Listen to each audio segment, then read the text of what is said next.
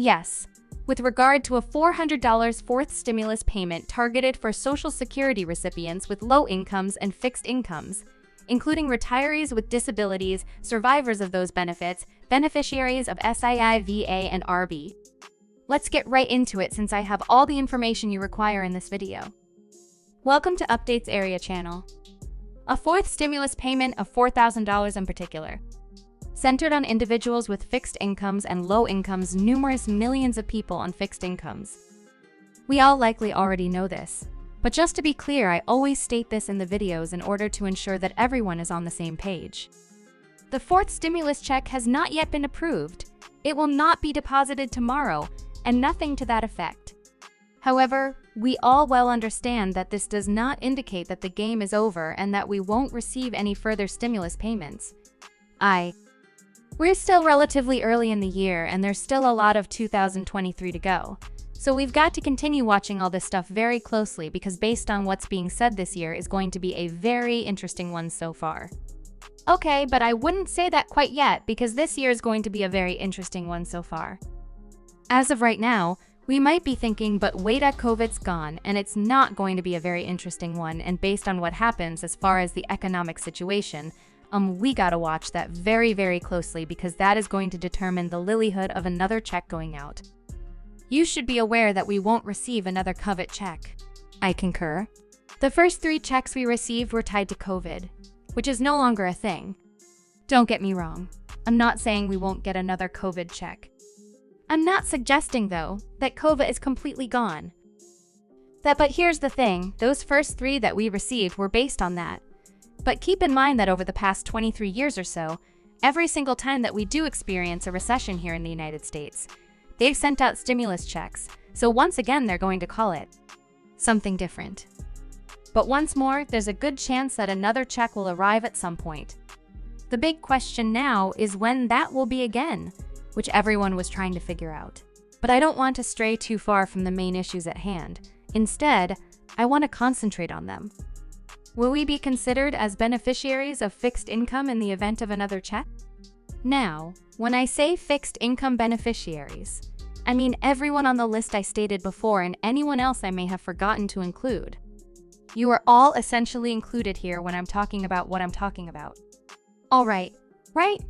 So, let me ask you this first. For the first 3 checks that we received in early 2020, late 2020, and early 2021, please remember this much. We are recipients on fixed incomes.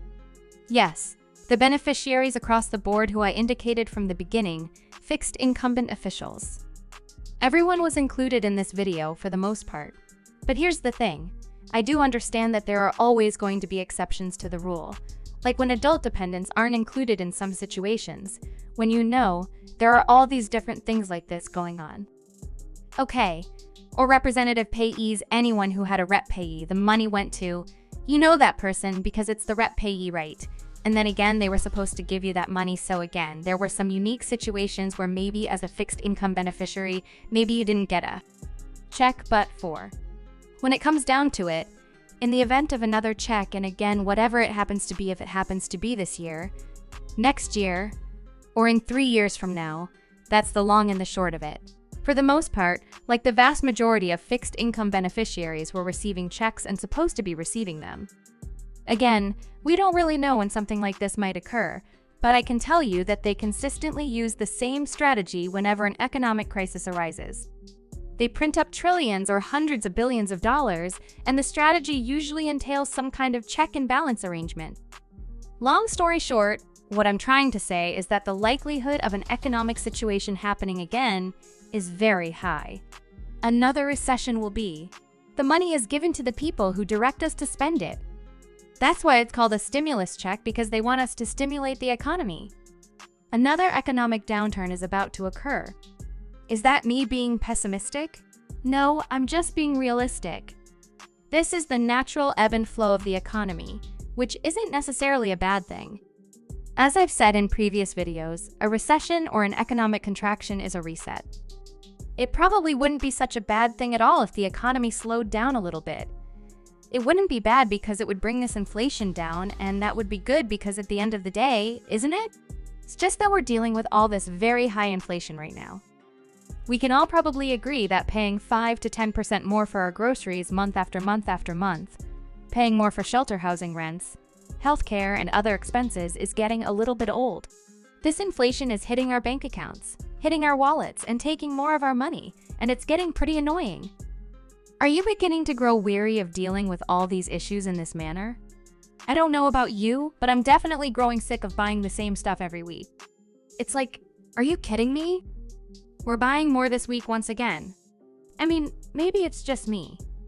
My argument is that while prices can occasionally fluctuate slightly, for the most part they just keep going up, which is really frustrating.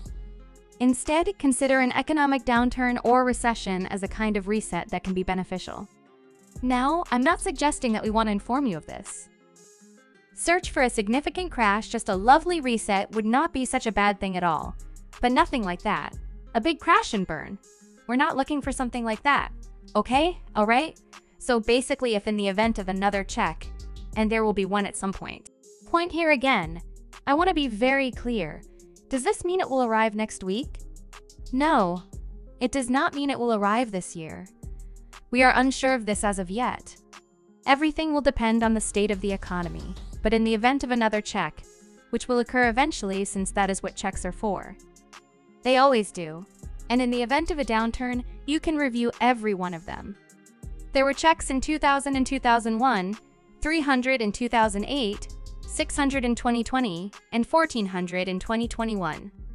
Every time the economy experiences a recession or a downturn, the government prints more money and give it to the people in the form of stimulus.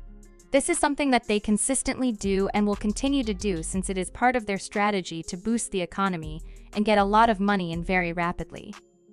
In the event of another check, will low-income and fixed-income beneficiaries be included?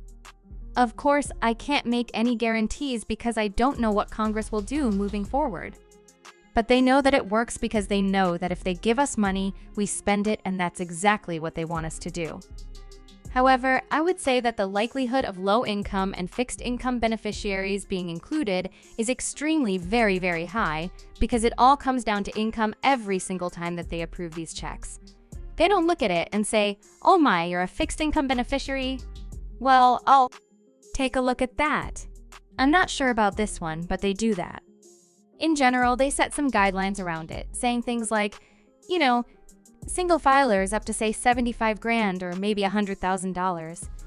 Married couples filing jointly maybe get a, up to, To say 150 or 200 of income or something similar would be defined as your income okay.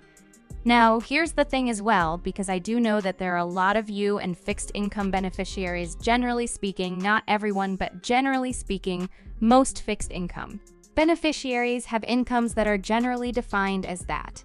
If you don't file a tax return, does that mean you won't receive any payments? No.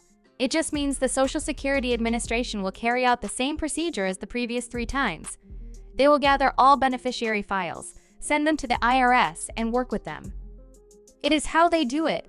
So, okay, it doesn't always imply that if a tax return needs to be done, which, by the way, no, this is not tax advice, and this is in no way, shape, or form accounting advice.